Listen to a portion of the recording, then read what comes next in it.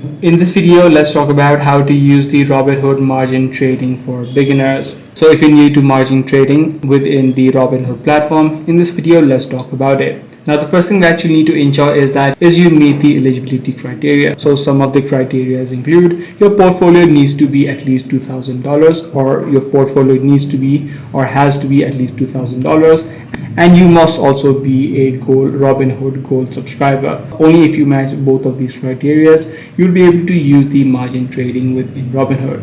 Now, either you would be able to see the option of turning on the margin trading as you exceed your buying power, or you can also manually toggle it on within the investing tab, where you'll be able to see the option which says margin trading. You can simply enable this option.